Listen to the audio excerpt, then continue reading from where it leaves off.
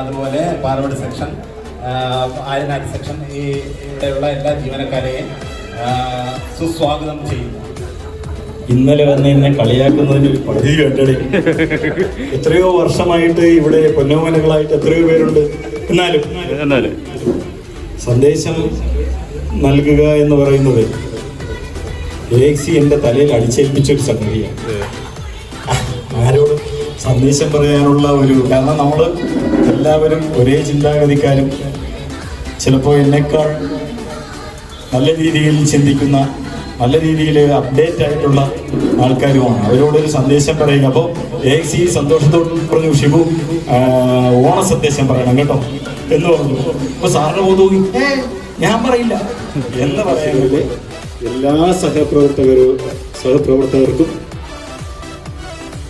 വളരെ നല്ല ഒരു ഓണം ആശംസിക്കുന്നു. നിങ്ങൾക്ക് നല്ലത് മാത്രം വരട്ടെ എന്ന് ആശംസിക്കുന്നു. എല്ലാവരും ചേർന്നാണ് നമ്മൾ കാണുന്നത്. ഇവിടെ കാണികളില്ല, പ്രവർത്തകർ.